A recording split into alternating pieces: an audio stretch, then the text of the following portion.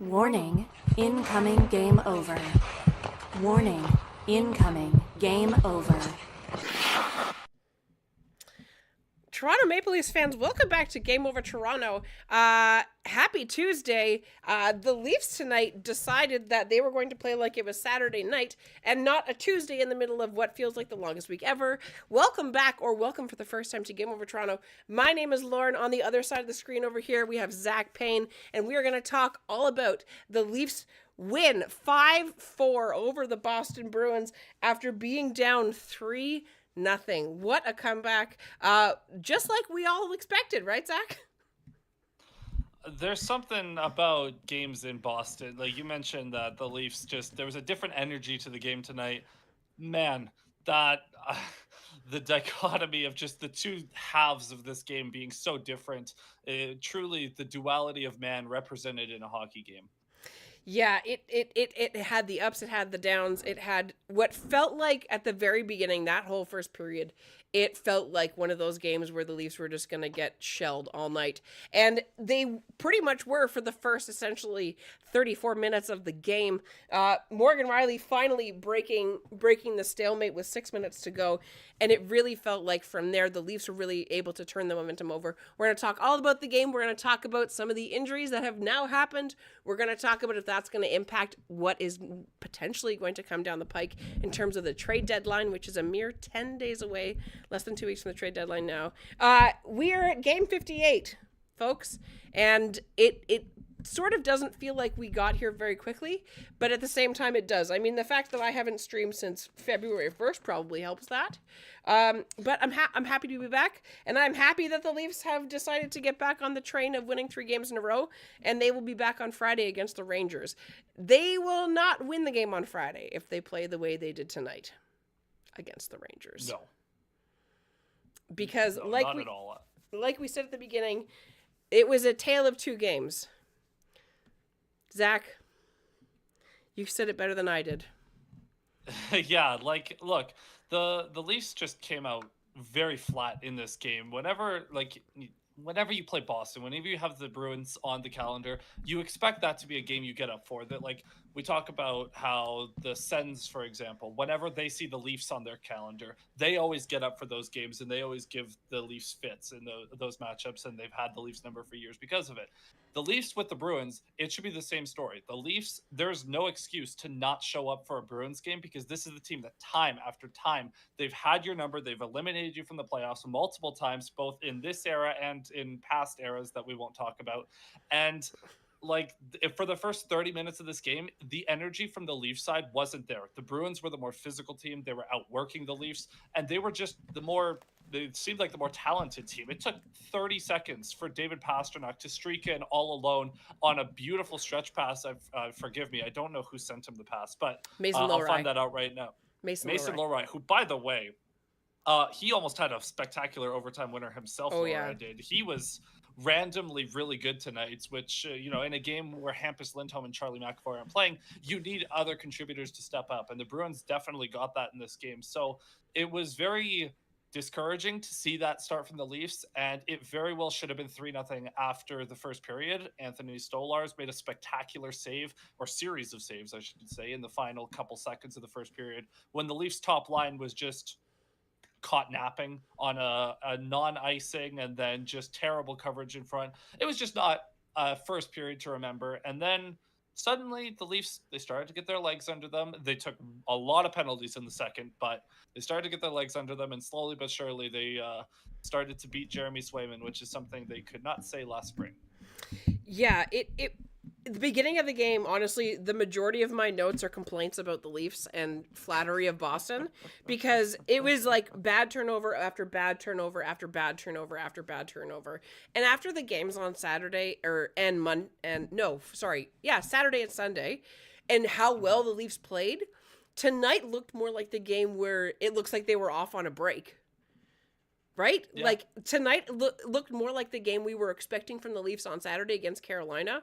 They lit up Carolina, which super happy about that. And it is a little bit troubling to see, like you said, the Leafs just go down and back into their old habits. The whole first period, it felt like no matter who was on the ice, it looked like it was the Leafs' fourth line, just getting hemmed in their own zone. And it was shooting gallery after shooting gallery after shooting gallery. Like you said, way too many penalties. That was more in the second period.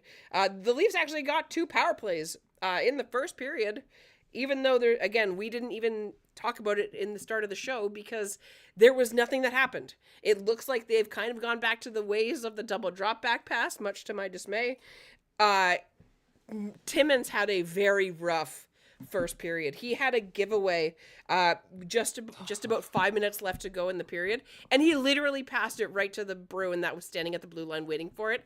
Now, luckily, like you said, Anthony Stolarz was as good tonight as we could have hoped for. Obviously, that third goal, I didn't super love, the Pasta goal, where he kind of worked his way in and just shot it over his shoulder. But at the same time, Pasternak is a $12 million player. He can do that. So...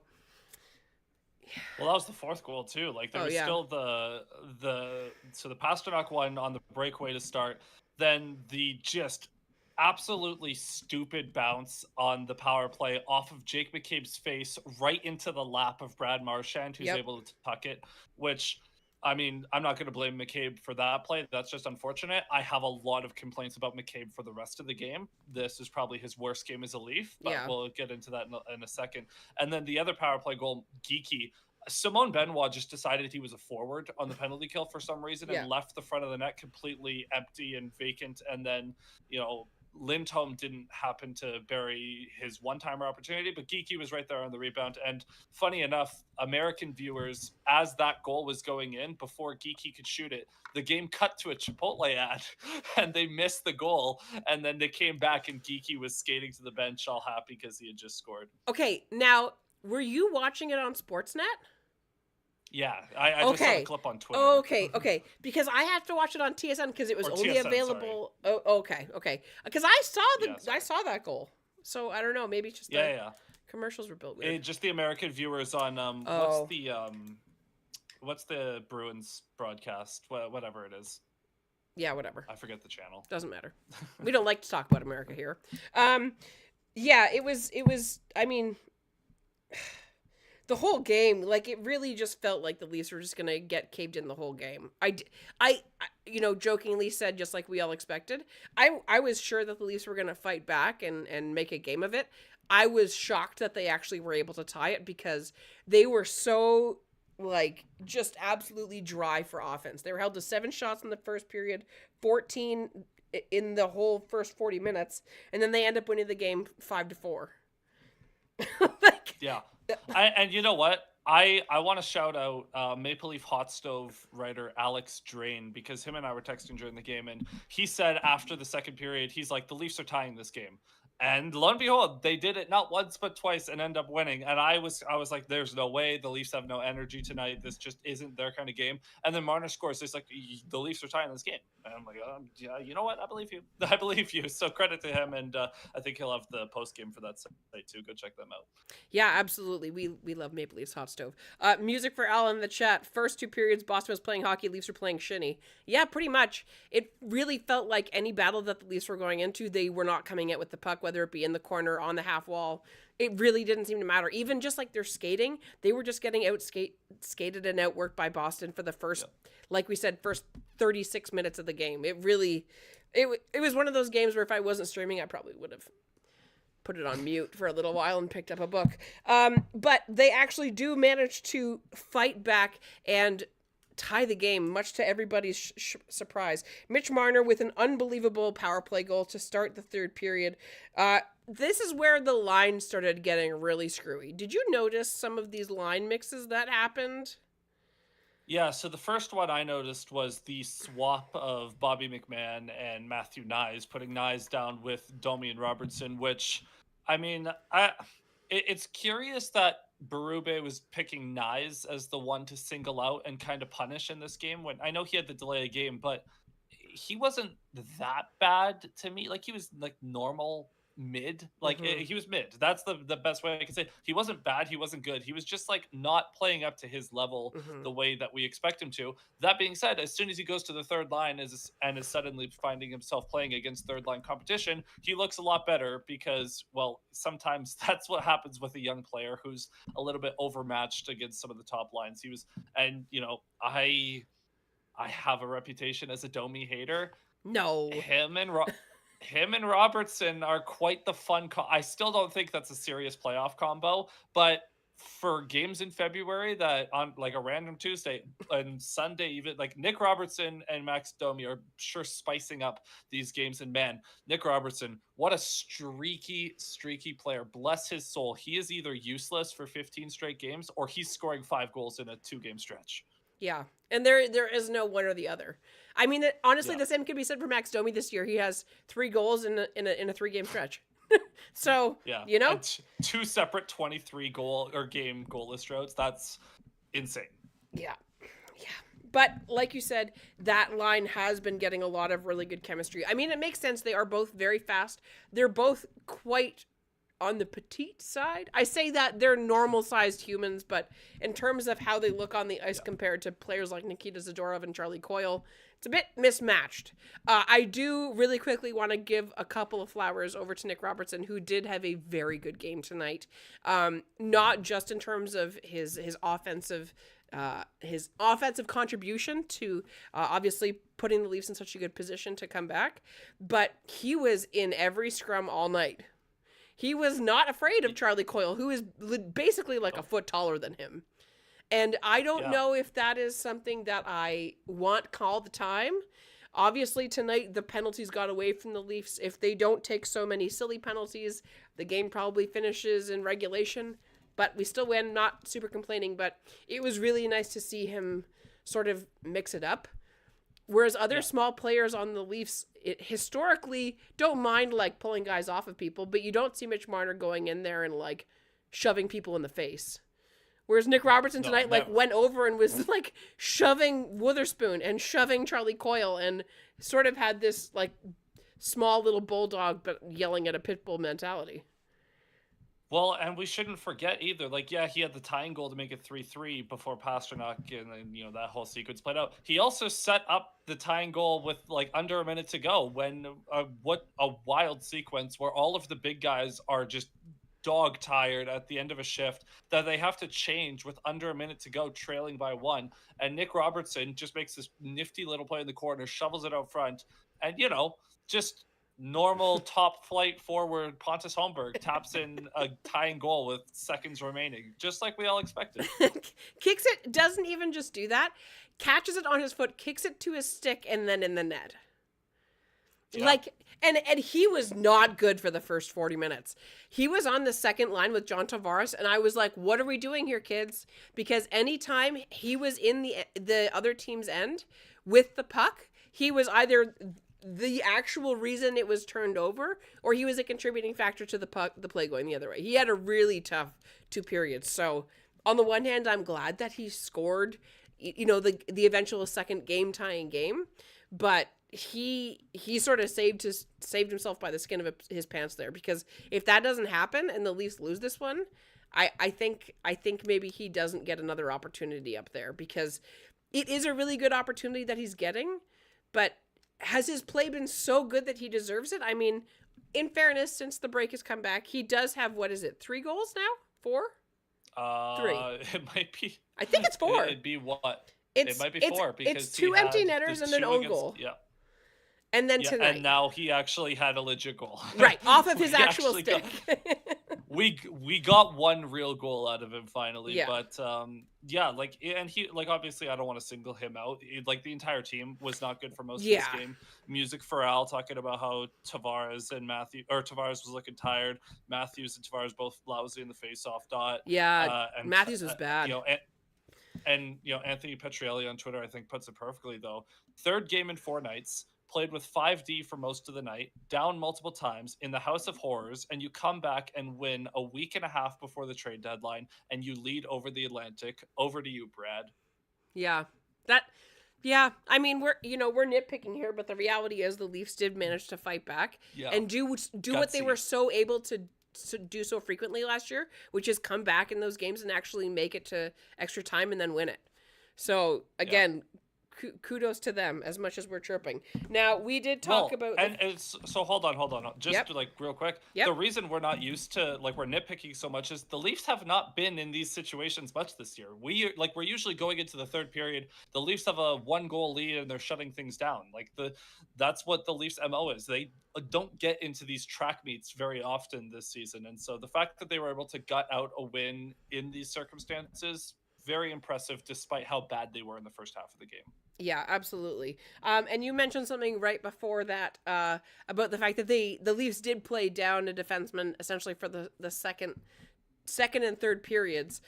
So why don't we, I think we've talked about the game itself and the dichotomy of it enough. Let's move over to the second period. Really quickly, I'm going to tell you about Hyperdrive Hockey. Shift into Hyperdrive and get ready to have some fun with your new source for all of the biggest stories in hockey, bringing a unique style of broadcasting and kit and commentary with a Quebecois flavor.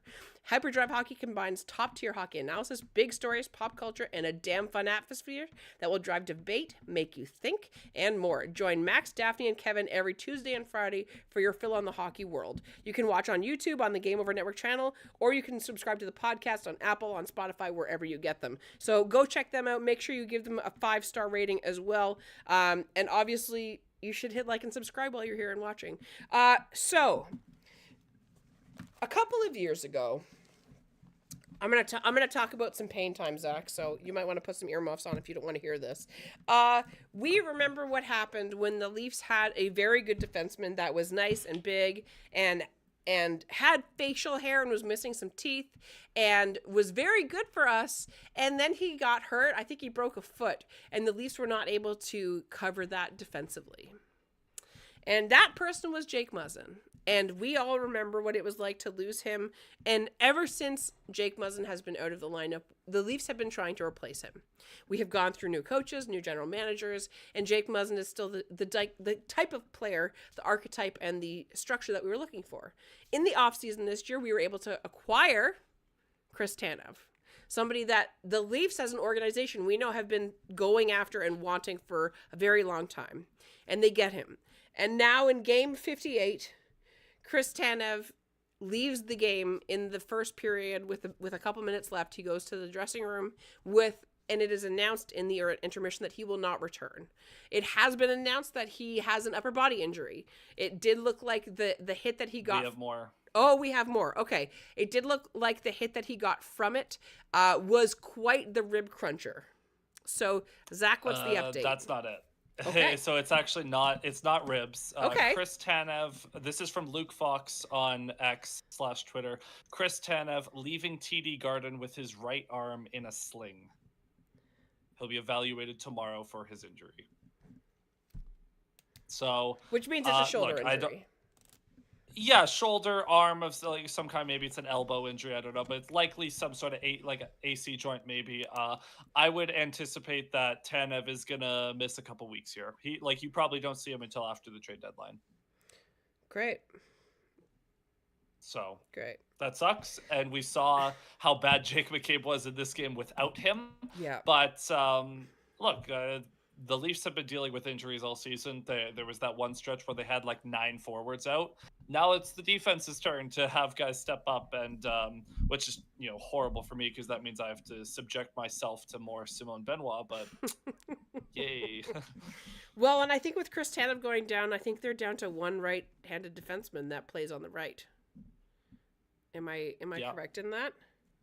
Yeah, so Timmins was the only right-handed defenseman in this game, and then Philip Myers will presumably come in to be the second one, and we'll probably go back to probably McCabe, OEL, Riley, Myers, because that has been a pair this season, and then Benoit Timmins will stay.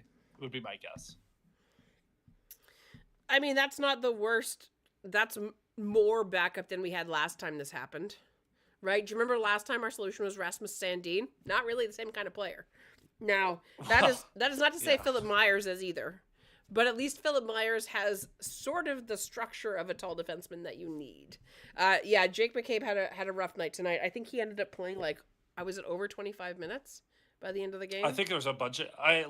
Here I can pull up the minutes played in this one. It was Riley played 27:39, OEL played 27:23, McCabe played 25:22, and then Timmins and Benoit Timmins was the lowest at 16:52, but just big minutes for the three good defensemen that were remaining. Yeah.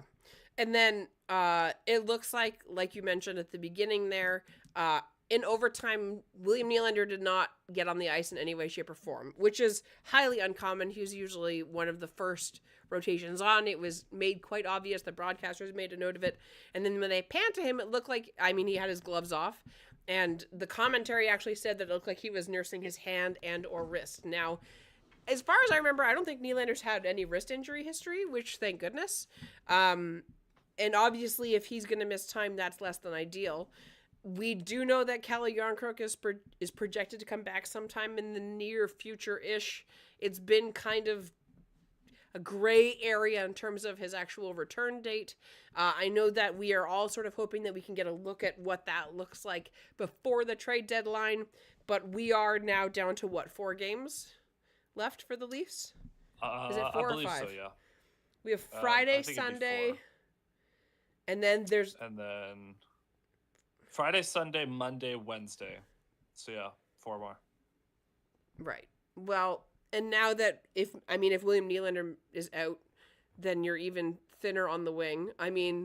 For Pontus Holmberg to be playing up on the second line left wing tells you how thin we are on the wing right now. And we're going to talk in the third period here. We will end up actually talking about some trade bait. There was some announcements that were made before the game that Zach was kind enough to share. We got some stats we're going to talk about. But we have no idea on if Pacioretty is going to be back. If he is going to be back, what kind of state he will be in. At the beginning of the year, Pacioretty did look pretty good. And then he was out, and then he was back and didn't look great, and now he's out again. And so I imagine that if he does come back, it will be sort of a shell of the small amount of goodness we did see.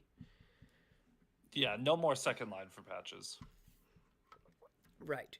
Which I guess now is as good a time as any. This is all fairly new. I imagine Nylander hasn't seen a doctor yet, so I'm sure we won't get any update on that until tomorrow.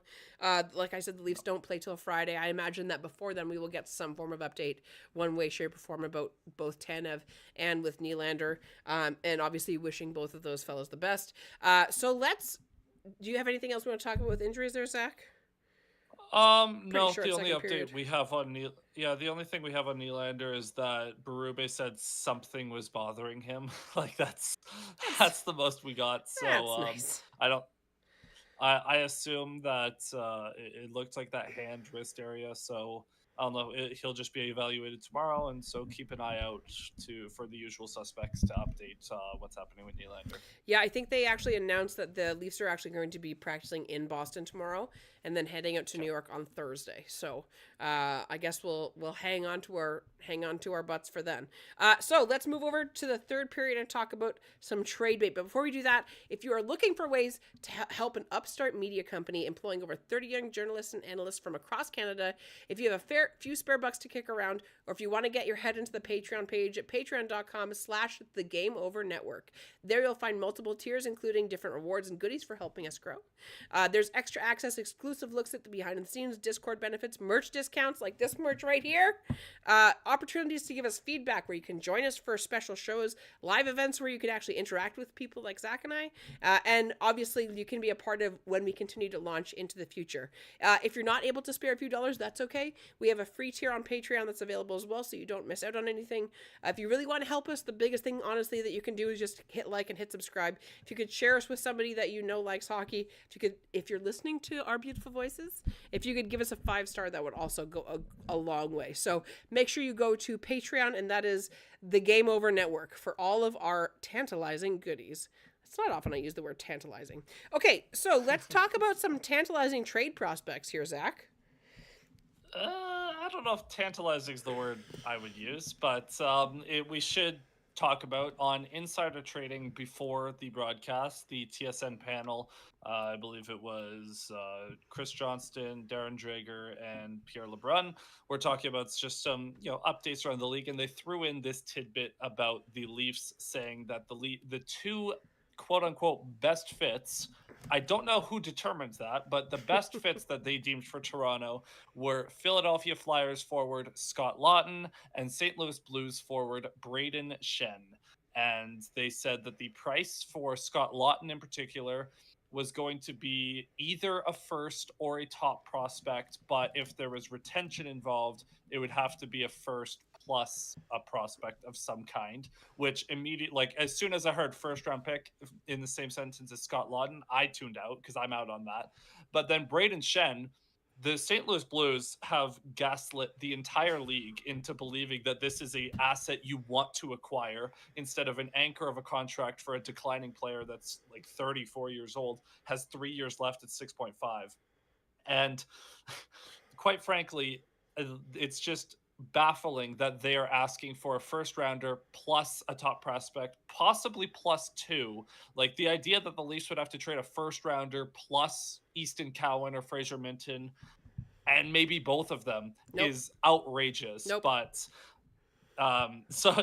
exactly. So you, like, Lauren's immediately out on that. I imagine most Leaf fans would be out on that. And yet those are the conversations the Leafs are supposedly having, which has caused me to feel like Brad Treliving is just trolling Leaf fans at this point. I was told from Calgary Flames fans that Treliving was the king of not doing anything at the deadline.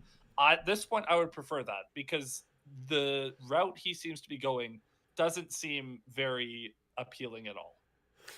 Yeah. So before the stream started, and you dropped those names on me, I was like, oh, I wouldn't mind Scott Laughton. And then when you told me the price tag, I went, never mind. Because, I mean, Chris Johnston, friend of the show, Chris Johnston, put out his version 7.0 trade board. And Scott Laughton, in fairness, is listed at number 8. Somehow ahead of Mikko Rantanen. Which questions? What I would give, man. Oh, what I wouldn't. I don't know what I wouldn't give. If we're being honest, like, I would rather have Trent Frederic than either of those guys. Yeah, but I was talking about this on the stream on Sunday. Like, I would adore a package of Trent Frederic and Brandon Carlo, but there's no reason the Bruins would ever trade with the Leafs. So that's unfortunately, true. If we were in another market, maybe this would be a different conversation. It does look like Nick Robertson is actually on said list at number 8. I wonder if that would be impacted by how he's played in the last couple of games. Do you think up that trade value, buddy? Yeah, just inflate that air mattress and float away. I like that he's playing well. I think that it makes it an easier conversation to try and include him in whatever trade, if one does end up happening, which, if there's no way that they're going to do nothing, right? Because this is like, my innate fear is that they're going to do nothing. Like, nothing. It won't be nothing, but I wouldn't be entirely shocked if we come out of the trade deadline and the acquisitions are like Ryan Donato and Luke Schenn or something, like, just like depth guys that like are more so keeping pace with the other teams in the East rather than getting an advantage over them. I hate the idea of Chicago having another one of our draft picks. I do think if they trade a lot for Donato, I might flip something, because that. Ooh. Is there anybody that, like, so let's look at the top 10 on CJ's trade board. Brock Nelson, Rickard Rakell, Seth Jones, Rasmus Ristolainen, Ryan Donato, Dylan Cousins, Bowen Byram, Scott Laughton, Brandon Tanev, and Mikko Rantanen rounds out the top 10. Okay, so I'm pretty sure my two favorite targets are not those, like, on this list at all. My top forward target would be Brock Nelson, just because he's a good center that would be sick for the third line. But because the Isles want to extend him for some reason, the name that I keep coming back to is Yanni Gourde, who is injured right now, but it seems like he's getting healthier. And I would so much rather get Yanni Gourde to kind of build a checking third line. And then on defense, a Luke Schenn or Connor Murphy would be my guys. Just someone to play with Morgan Riley on the right side. Murphy can't really defend in transition that well, which would not pair well with Morgan Riley's inability to defend in transition. But he's a very big, hulking defensive defenseman that can defend the front of the net, stop a cycle. So that'd be nice. But yeah, like the 10 names you just said, all I'm thinking is too expensive, or like I would die for Mikko Rantanen to be a Leaf. That would Oh be my gosh. unbelievable because you get 50% retained. Suddenly he's like $2 million or something going into the playoffs, and you could like Rantanen, Tavares, Nylander. Let's go. That's enough, guys. Let's just go in with that. But it'll never happen because I think Carolina would want way too much, and also they would want someone that would help now because they're also trying to win a cup. So I don't think the Leafs are a great trade partner in that regard. No, I don't think we have anything to offer them. Not that No, that would make it we have tantalizing. futures. Yeah. Yeah, we're fresh out of those. Unless I can offer you a healthy and happily scoring Pontus Holmberg. I'll throw Pontus Holmberg into the depths of hell in order to get. Yeah, why isn't he on this Mikko top Rantanen, 40 trade bait list? Gee whiz, the shade. So what would, of the 10 names that you listed, like those top 10 on the trade board, who are you looking at and being like, that's who I want? I like number 12 Kyle Palmieri. Because he's at least he can't play center, but you know what he does do is score in the playoffs. I don't even like the top 15 because it's like Carson Soucy, Joel Armia, and Jake Evans. So and maybe I don't want any of the people on the Habs. Let's maybe remove the trade board, like or the top 15, whatever. Just like if you scroll the top 50. What would, like, is there anyone that stands out to you, or like maybe like a Yanni Gourde, like I said, or like, is there anyone? Yeah, obviously Yanni Gourde. I don't think I want the Ryan. I think we've done the Ryan O'Reilly experiment. It wasn't super successful here. I don't need to see that episode again. I wouldn't mind it. I think it would be good. Right. But he hurt his hand. That's not his fault. Right. But like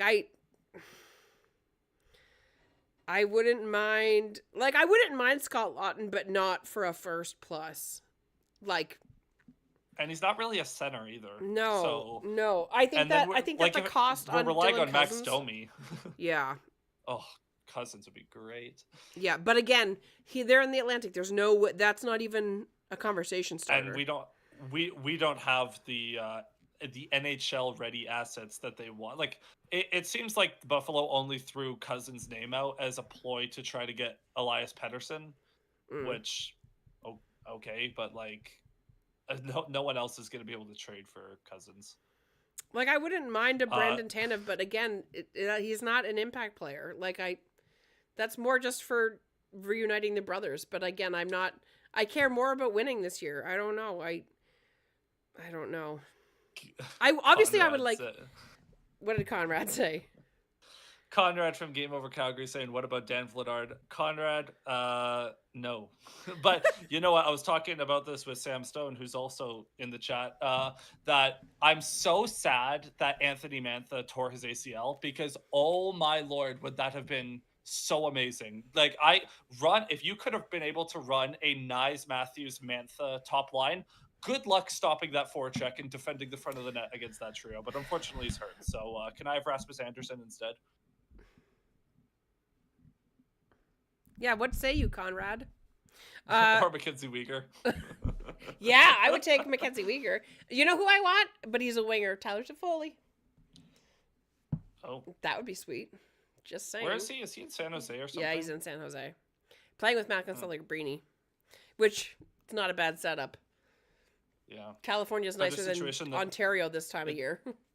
Celebrini has a much better setup than Bedard has in Chicago. So. Yes. Yeah. And it looks like San Jose is going to continue to bolster their... And you know what's funny is like San Jose has no problem getting big names because it's California. Nobody wants to go to Chicago. No, like I get that Chicago's a better hockey market, and there'd be like a certain subsection of hockey players that would want to play in that market, but a lot of them are just like, I want to chill out, not be recognized ever. Let me go to the beach and just hang out. Let me be the So. third biggest sport in that state. Yeah. Okay. Well, make sure if you are watching Game Over, there's a whole bunch of you. If you could hit like and subscribe, it would really make the stream a lot better for us. It would really help the channel, and it would really make my day. So make sure you get your questions in. Who do you want? Who do you want the Leafs to trade for? Who do you think they're going to trade for? What do you think the price tag is going to be? And since you think so, talking about Brayden Schenn, what are his stats this year? Because you are going to tell me, and I don't know. Oh, yeah. So, okay, Brayden Schenn, if we're operating under the assumption that the Leafs are serious about this, and this isn't just a media ploy to help St. Louis get rid of this contract, let's go back to 2021-22. So this is this season the Leafs first played Tampa, for reference. The year after COVID was really over. So Brayden Schenn in that season, 62 games played, 58 points, 24 goals, 34 assists. Pretty good. Pretty good. 22-23, 82 games played, so much better in that regard. 21 goals, 44 assists, 65 points. Pretty good. Not bad. Pretty solid.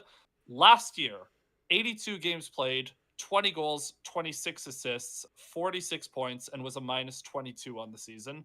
And now this season, he has, in 58 games, 12 goals, 21 assists for 33 points. He's a minus 7 so far with 48 penalty minutes.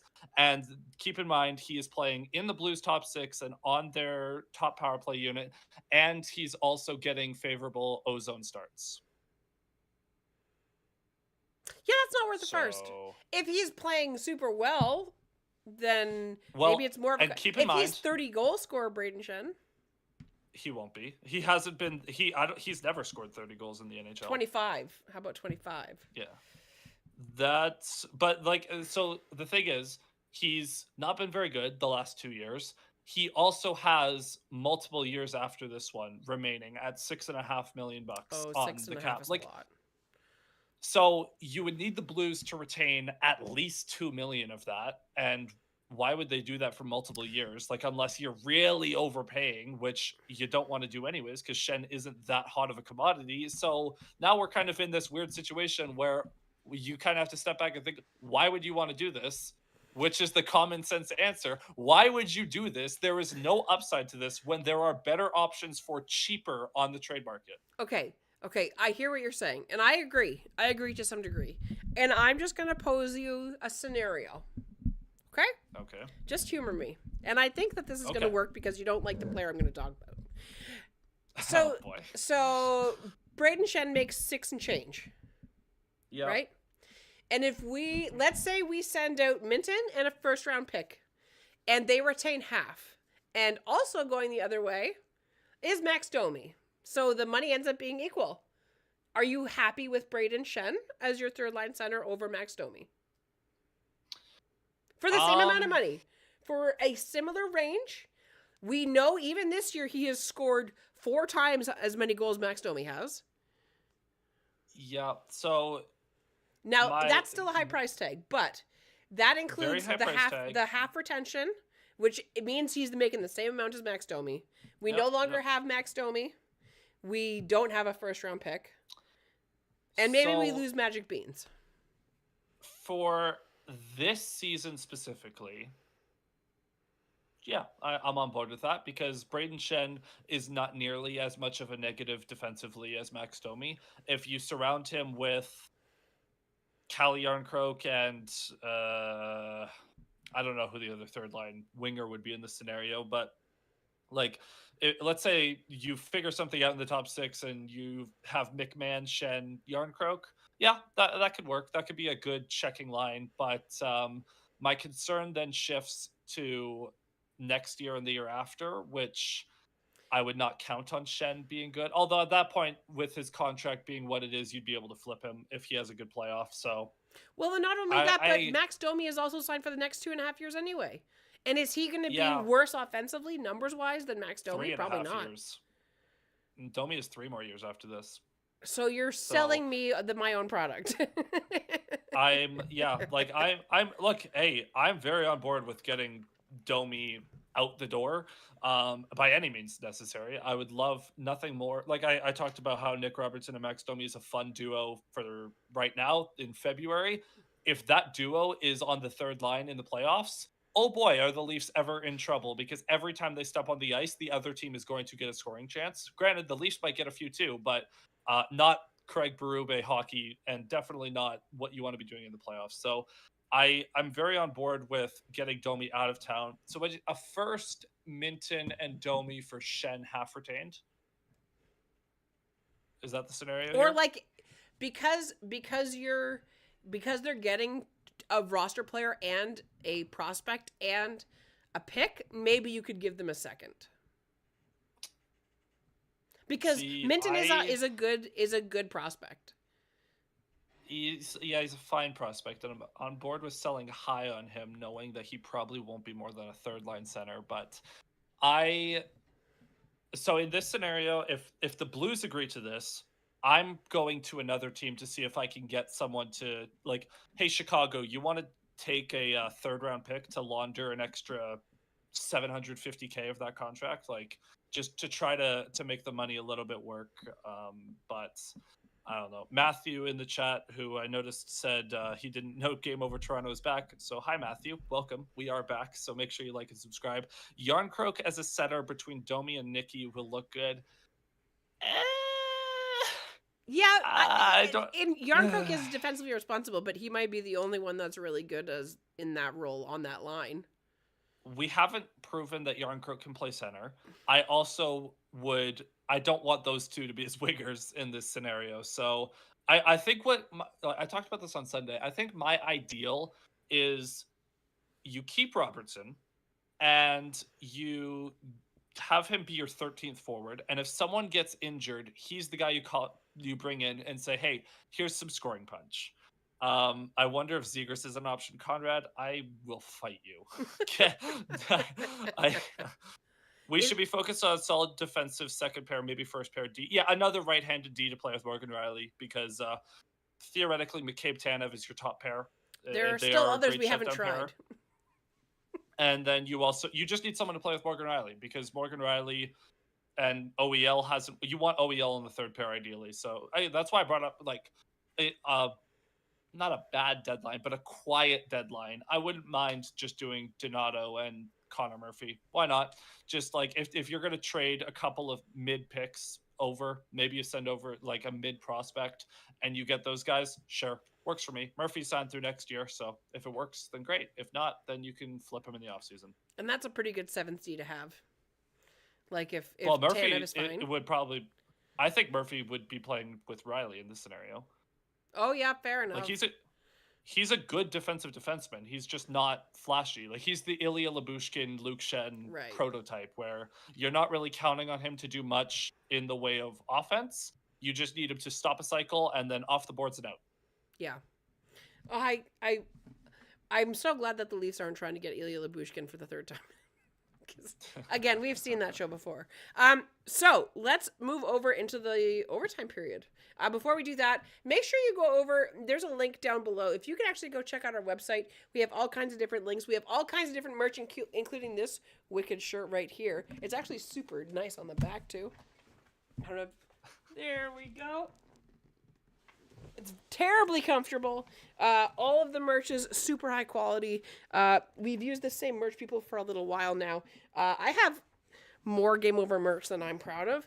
And I think that you should join us in that. Make sure it is a great way to support us. It is a great way to advertise for us. It is a great way to get people asking about us and spreading the word about our show that we love so very much. So if you could just go take a look at it, we have all kinds of different stuff. We got cups, we got mugs, we got toques. There's still a foot of snow on the ground outside.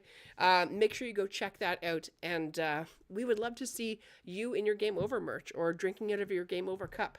So let's talk about some of the things that people have talked about in the chat. We've done the chat is kind of hopping right now. It's really nice to see, actually. Love it. I actually remember Matthew from Game Over Toronto. Welcome back, Matthew. Happy to have you. And obviously Conrad. We love Conrad from Game Over Calgary. If you have not gone in, not tonight I don't. Well, that's because he's poking the bear. He's safe behind the chat. we do love Conrad and all the other Game Over folks, and Conrad is nice enough to stop by every once in a while. So Yeah, for that, I forgive absolutely. him. Oh, Matthew, I subbed and liked as soon as I joined. Thanks, bro. I appreciate you. Callie Yarncroke hasn't played in so long, we can't count on him being the player he was. Al, I totally agree. Callie Yarncroke hasn't Yeah. played since last season. Asking him to step in and just take over being a third line center on a team that is leading the Atlantic is no easy task. Game Over was the best chat responsive post game when I used to watch it. Oh, thanks, man. And now we're back. And now we're back. Yeah, honestly, there's a bunch of people that have like refound us because obviously the middle of last year we didn't end up finishing the season, yada yada. We start over, we relaunch, and there has been all kinds of people that have come around and found us once again. So we're super happy to have you back. There was one recommendation earlier, I think. Sam Stone Pontus Home Revenge Tour. Love that. Pontus, as Rosehill calls him, is trying to keep a position in the playoffs. I think he is making himself a better trade piece than Nicky. Yeah, I mean, he does have the advantage of being he has the ability allegedly to play center. The difference is, I think, with Robertson is he's an RFA, right? You can if we traded him to a team, that team can easily lock him up for 8 years happily. And he does have a fairly famous name and a fairly famous brother. I think that there are a lot of teams that think that if they surround Robertson with some different people, that they might be able to give him the opportunity that Nick Robertson has been looking for. And there's a part of me that thinks that those people might be right. I do think that the Leafs system doesn't really favor his style of hockey. Now, in fairness, in the last week, he's been unbelievable. But he's streaky as a dry marker. So you know what, though? Because Nylander's health has suddenly come into question, put Robertson on the second line. Put him with Tavares. Let's go crazy. If he's going to be a streaky player, put him in the best position to succeed for the next week. And then if someone wants to overpay for him at the deadline, great, bye. I'm happy to flip him. And if not, I'm more than happy to keep him because he is a fun young player that adds when he's on. He has some scoring punch. So I don't think I'm not married to the idea of selling him. I'm not married to the idea of keeping him. I'm totally fine with both options. Granted, I will not be okay with selling him for nothing. It has to be for something. If you could get a third, that's about where I'm willing to sell him. If you can only get a fourth or fifth, might as well keep him because he's good scoring depth for the playoffs. Yeah, absolutely. Because on the games where he is good, he is very good. He does. There has been a number of games where he's been literally the difference maker. In the games where he's good, he's great. And to his credit, he tries every shift. I don't know if that guy has ever taken a game off in terms of effort, in terms of how hard he wants to play. And Steve's, in fairness, has that same thing. And Matthew down in the chat actually said, I don't think Reeves should play again. Steves needs to stay on the fourth line. Yeah, Steves has been really good. He was Reeves sucks. So. Yeah. Yeah. And I think the Leafs still have him for another year too. Great. Yeah, I had a conversation with some buddies earlier. The Leafs' obsession with giving bad players term, it baffles me. Ryan Reeves was given a 3-year deal. David Kampf, who's not bad, he's overpaid at 2.5 and for 4 years. And then Max Domi gets a 4-year deal. For what reason? He was a Matthews merchant last year, and we reward that for no reason. And Simone Benoit, who is one of the worst defensemen in the NHL statistically this season, is signed through the 26-27 season. Makes no sense. But honestly, the fourth line, as it is now, it's Lawrence, Kampf, and Steves. That's your playoff fourth line. Or if you want to bring Dewar back in, swap out for Steves, that's fine. But I would be very happy keeping the fourth line as it is right now for the rest of the season. You can bring Steves up and give him up to the third line in the meantime with Nylander hurt, just to see what he can do in a elevated role with more of a playmaker like Max Domi. But I've loved the physicality and tenacity of that fourth line. Tonight, that fourth line was the only line that had any kind of sustained zone pressure in the Bruins end for the first 20 minutes. It only happened, I think, 2 or 3 times, but every time they were on the ice. All weekend, too. Yeah. And Steves has that same kind of hunger that Nick Robertson does. I'm glad that he scored the other night. It would be nice to see him score a little bit more, but that he forechecked so hard tonight. He was so good in the corners. He was winning every battle. He was winning every foot race, and it was really nice to see. It's funny before the show because I was wearing like a Chicago pizza shirt, which is fine. I love Chicago pizza, but we're not playing Chicago, so it's not relevant. I go into the bedroom and I'm like looking for this shirt. And I have like the Flowbuds Revo shirt that looks like Rambo. And I looked at it and I went, no. And I just put it down because I obviously the vibes are great with Ryan Reeves and I'm happy for him for that. But if he doesn't play again this year on the Leafs, it will be too soon. Yeah, and like, I think, I don't even know if the vibes are that good when he plays. What does he do? It's the DJ, like it's the meme. What does he even do? He has what? 1 or 2 fights this year. Yeah. He has like 1 assist. He's done nothing. He does nothing. Yeah. He is nothing. So as Matthew says in the chat, send him down as a paper transaction. He could be a locker room guy with no cap hit. Great. I'm on board. Let's do that. Absolutely. I think once he's sent down, it's only like 0.125 on the cap. So much better. By all means, have him pop all the champagne bottles at the door there. Okay. Yeah. Well, should we wrap it up? Is there anything else we want to talk about? We're at 52 minutes, so. Yeah, like I'm good to wrap it up. I guess chat, if there's any last second questions about the Leafs or the trade deadline, this will be the time as we go through our wrap up. We'll check again before we officially go off the air. But yeah, go ahead, Lauren. Okay, yeah. So obviously, like I said, that's it for tonight's stream. We will be back on Friday when the Leafs face the Rangers in New York City. Mitch Marner with the overtime winner in TD Gardens, just like we all expected. Finally deciding to shoot, and he did it last Thursday and he did it on a Tuesday, and I'm just happy.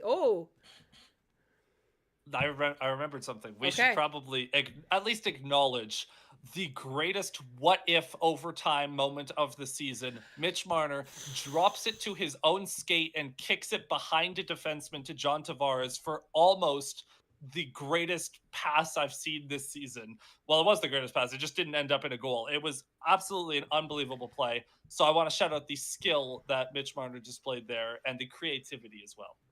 Yeah, that was a hell of a move. Eh? Like if the Leafs score on that, I think more than one Bruin busts their stick. Because they just, you just get absolutely dog walked. And it doesn't matter because the Leafs end up winning anyway. So good guys win. Toffoli for the Leafs, for Rob to be the happiest. Yes, I agree with you, Conrad. I don't know anybody that would be happier than our good friend Robert. So, yeah, that's it for tonight's stream. Thank you for joining us. Like I said, if you could hit like and subscribe, it would really help the channel go a long way. Make sure you share with all your Leaf friends. If you're new here, welcome. Please come back. We are happy to have you. And Zach, where can everybody find you on all the socials? You can find me on Twitter and Blue Sky at ZachPayne41, on YouTube at ZachPayne41, and can also, I have a football-based podcast, The Payne and Drain Show.